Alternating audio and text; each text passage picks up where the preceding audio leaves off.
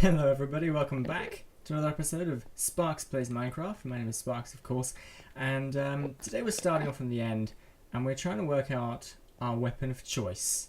I was just off by our old base in the Extreme Hills biome, and I realised I hadn't taken these down. They were framed on my wall as a collector's edition, collection of patented Enderman killers from Crazy Man's Enderman shop. And I realised I'd never tried it out, so let's give it a go.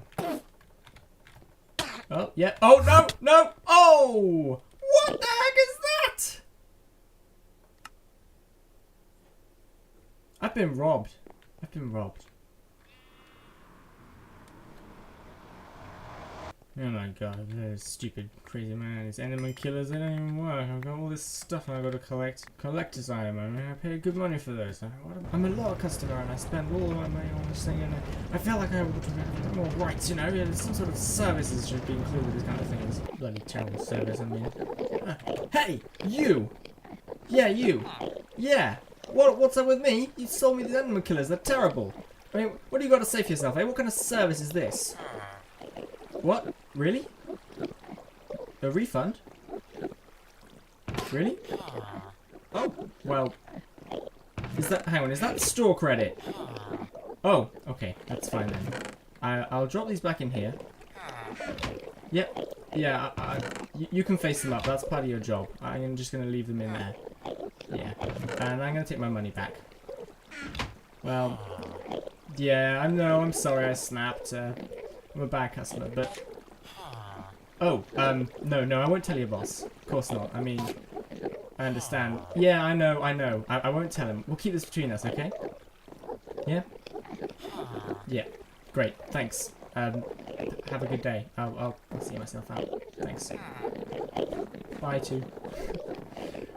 Well, I guess that's sorted. And these 4 diamonds, I do need new boots. After the mess of that Enderman thing. Wow, both his businesses are running a bit slowly. After the mess of the Wither fight in the last ALP, I'm just going to stand over here, they're quite loud.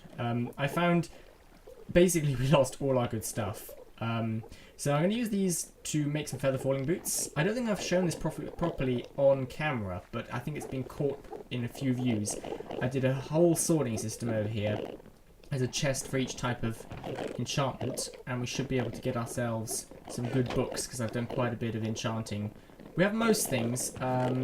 We don't have any Infinity or Silk Touch books at the moment, despite my best attempts. We also want some protection. This is just, you know, it's less of a waste of diamonds if you know you're going to get something good. Where's protection? I can't use my own system. There we go. So, protection 4? Yeah, there we go. Alright. So, in today's episode, we are going to make a start. Finally, we're going to make a start on the Fesse Tower. And it's going to be beautiful! I've got lots of sand melting into glass over at my space. I'm going to have to kill some Endermen first, I've just realised. Got a lot of glass melting, and we're going to make a start on the very first floor of the tower. So hang on one second, I'm just going to get some of this. We're also going to enchant the sword, because it's got nothing on it at the moment. Yeah. Feather falling 4. Protection 4. Very good, that's all I need. Excellent. Okay, so we're going to head back over to my base. Oh wait, yes, the sword, I forgot completely. Let's do 30 levels on that. Alright, we've got 30 levels. Let's try our luck. Whoa! Yeah! The fire aspect is a little worrying with the zombies, but sharpness 4, fire aspect 2, looting 3, knockback 2. The looting 3, I'd be tempted to use it for farm animals in some way. I know that looting and fire aspect at least used to, they used to cancel each other out, so either you could set them on fire, or you could get the looting, and I seem to remember Etho having that problem. He'd had to jump to get the looting, like a critical hit to get the looting, and otherwise he had to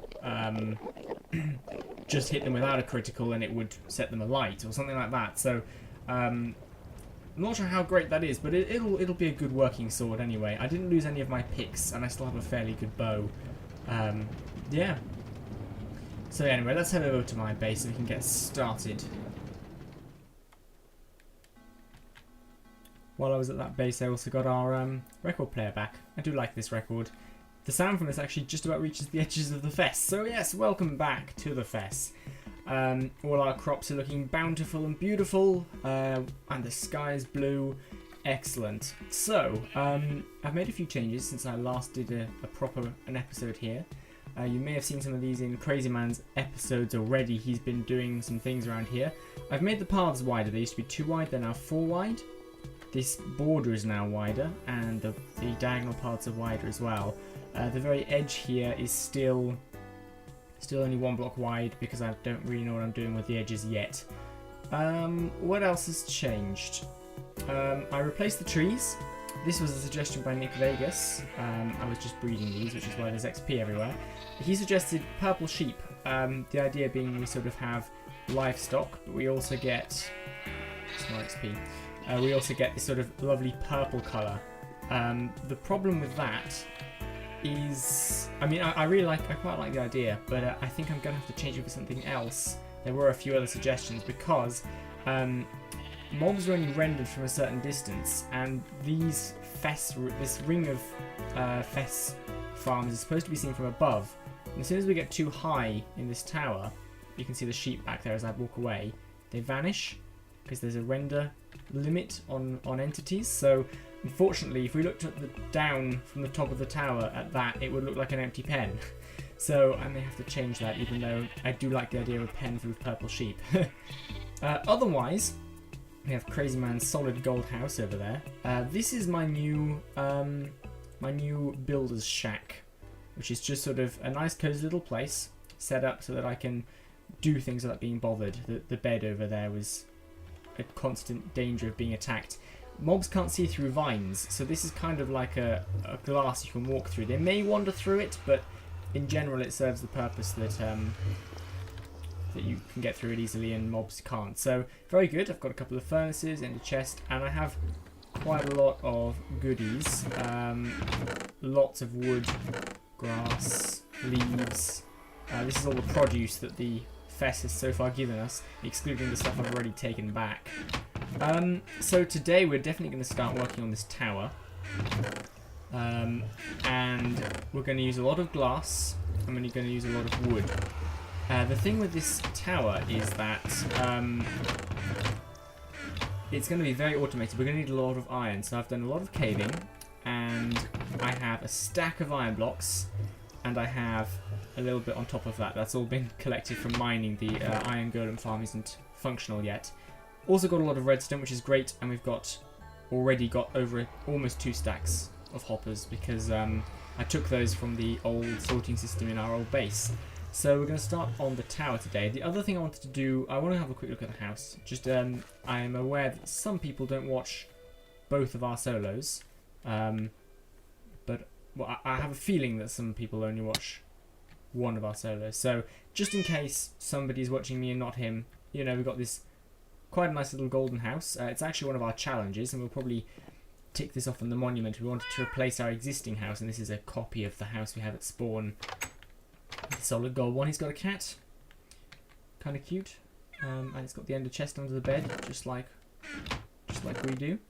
Yeah, very good. And he's even left me a complimentary junk box. So if I've got things on me I don't want, I can drop them off. It's very kind of him. He spelled complimentary wrong, but I've grown used to that, and I accept him for it. It's fine. So don't complain he's misspelled complimentary, please. So, oh yeah, the other thing I wanted to do was, even though there was a mess, a debacle while trying to fight the Ender Dragon last episode, we do have a Nether Star from it, which is the Nether Star I won from the 2 episodes of ALP ago. I won. I love how the record player's over there and you can still hear it. It's very good. I think I may need a record floor on here somewhere. I love the fact that... No, that's what I was saying about that. Sorry. even though we had a huge debacle with the Wither and it still being this nameless monstrosity in the desert, we did get a Nether Star, which I won from two ALP episodes ago when we went caving, Aber caving. There was a competition to see who could get the most points, and I won, so we decided to fight a Wither together and I would keep the Nether Star. So we have a beacon. I'm thinking about, I could probably set it up in the middle here, right? I mean, there is no centre, this is an even numbered circle, something I'm already regretting, but we could put one in and then just have it sort of beam up through the centre of the tower. Let's take a quick nap and then I can get started. I have the resources to make a beacon, just about, a small one, but I need that iron for the Fesse project, so we're going to have to see what happens. I may put that down at the end of this episode or maybe next episode, but we have a beacon, that's kind of cool, you know, we can have speed or something. Let me see, right, we're going to be using a lot of jungle wood for this project. Oh, the server is... This is our new Fragnet server, and occasionally I still have connection issues. I don't know why. I'm sad. It's a UK-based server as well. There we go. That's the wrong chest, but I got in. Where's the wood? Okay, we have a lot of jungle wood, so we're going to be using a lot of that in our build, and I know that we're going to need almost 7 stacks of glass for this bottom floor. I also need to replace this grass. Well, actually, you know what? I was going to replace the grass with half slabs, like these, but it might look quite nice like that. So we're basically going to have a wooden structure like a wall like this around the bottom. Then we're going to have large glass windows, and in the very middle we're going to have, basically this is like the reception area, the ground floor of the Fesse, where all the items the farm generates are stored, and we're going to have lovely glass windows on the outside. It's going to be this sort of circular building, and then in the middle here we're going to have there's 10 things I want to farm, so I need 10 chests, but that's slightly difficult to fit in, so we're going to have 2, 4, 8, 9, 10. We're going to have 12 sets of chests for this project, because that makes a vaguely circular circle, and we're going to have a reception style area in the middle with a serving villager standing behind the desk, and then all the items that the Fesse generates will be automatically sorted and stored in the chests on the bottom floor here. So I think that's going to work fairly well, I hope. I think I'm just going to do a little bit of work off camera here, because it's not going to be incredibly exciting. Alright guys, well, after so long working on this area, it's awesome to begin to see the actual tower taking shape here.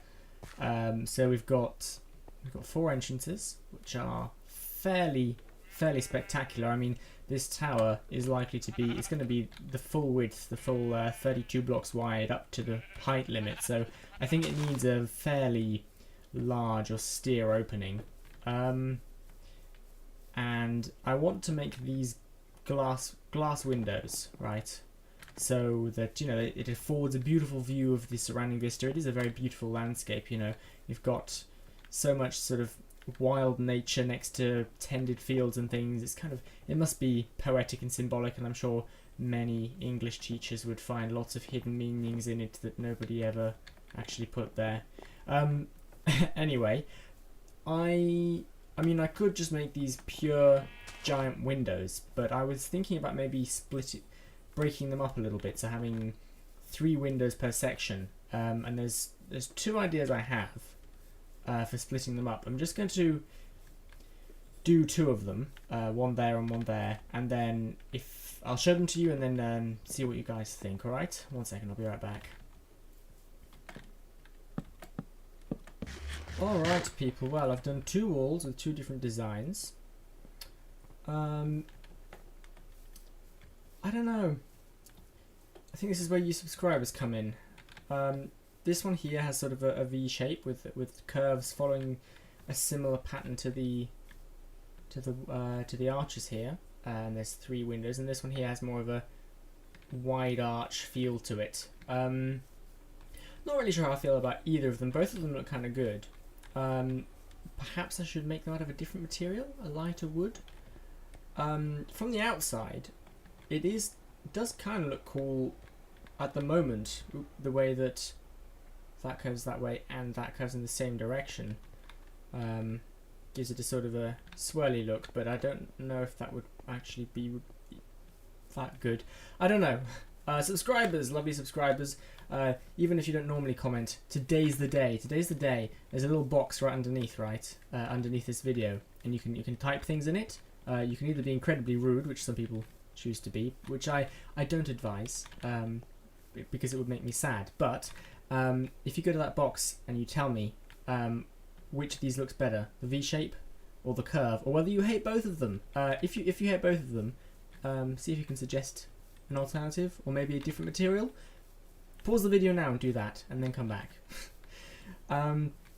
For now, I think I'm going to leave this wall open until I get a bit of feedback. I'm going to talk to Crazy Man as well. Other people, other friends of mine and other subscribers tend to have some good suggestions, so rather than waste a load of time silk touching the glass back up afterwards when I do one and people prefer the other or have a better idea, which is far more likely, I'm just going to leave these windows open. But you're getting the general idea, especially if I stand just like this, how the walls are going to look. You know, open glass, you can see the ocean, see the jungle through it, which is very nice. The floor, I quite like it green. I had an idea earlier for a different floor material, but I've forgotten. So, you know, while I was building this, I had an idea. But we'll leave it grass for now, because it looks nice. I'm not sure it really fits the theme of the fact that it's inside a building. I might make it red wool or something, like carpet. That would make lighting easy. But for today, we're going to go ahead and we're going to go... The problem with this Fesse is it's quite symmetrical and it's very easy to walk in the wrong direction. Let's go back to our builder's shack. Do we have a woods chest? Not really. We've just got lots of logs. I'll keep the wood on me, I guess, but I can drop the glass off in the redstone chest. We're going to grab some hoppers. And I in fact do need the wood because I need to make a ton of chests. So let's just have a look and see what happens when we do this. That's probably not going to be enough, but it'll do for now. In the middle here, it's going to be 2 double chests. So 1, 2. Let me just mark this out with something. Hang on, I'm going to be right back. I'm just going to lay down these chests and then we'll take a look. You're going to have to move, I'm sorry. I'm so sorry. I probably shouldn't use a pick for this. There we go. So I just realised that we do in fact need quite a few trapped chests as well because we're stacking them so close to each other. So I'm going to have to make some of those as well.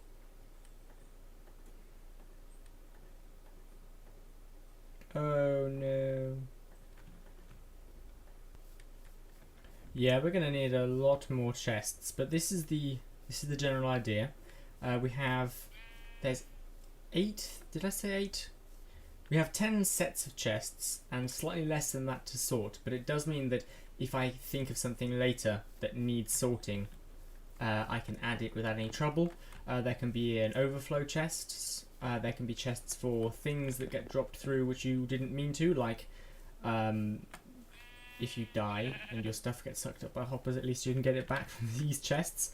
That's probably a good option. So yeah, but we're going to need a lot more chests. I want these to stretch probably about 5 or 6 chests up. How high can we reach? What's this? This is a trap chest. These are trap chests. I don't really have any blocks on me. Silly me. Trap chest, trap chest, trap chest. I think that's probably about as high as we're likely to be able to reach. I want to be able, the way I'm wiring the chests up, if there's a gap down here, it won't be filled by items in that chest there, so you need to be able to reach them all. I can reach that from here, but I'm thinking of having 2 blocks of space, then a counter And then I would stand here, so there'd be a block in the way here. How can I reach? I can reach that. I can reach that. I'm quite surprised. I cannot quite reach that. I could reach it by jumping up onto the counter. 1, 2, 3, 4, 5. 5 blocks high is reasonable, I would say. Oh, it's up there. It tricked me. Yeah, 5 blocks high, I would say is acceptable. That's 5 double chests, 10 full chests of stuff for each farm. I think there's enough space for that to happen. 1, 2, 3. I need... What's happened there? I did not want this, and it's getting dark. I'm going to finish these chests, then we're going to go 1, 2, 3, 4, 5 high. And that's a chest, that's why. Chest, trapped chest. Trapped chest, and those are chests as well. Oh, what a mess I've made. I'm going to finish this off, and then I'll be back and we'll put the hoppers in the centre. Okay, so the chests are done. I was going to show you this from the outside first, but I fell in, and since it's quite difficult to get in here without breaking the chests, I thought I may as well just do the hoppers while I'm in here. So, we have 10 rows of chests. They're 5 high each, which means that we should be able to reach all of them without any difficulty, but it still looks very majestic and tall and austere and incredible and exciting and very, very wooden. So the way we're going to do this is we're going to have hoppers. If I right click on a chest like that, then the hopper points into the chest. Most people probably already know this. So if I drop a torch in here, it will appear in this double chest, and that one hopper will feed the entire double chest. If normally with a hopper chain, you have hopper, chest, and that way, if you take something out of the bottom chest, the gap is filled and everything flows down from the sets.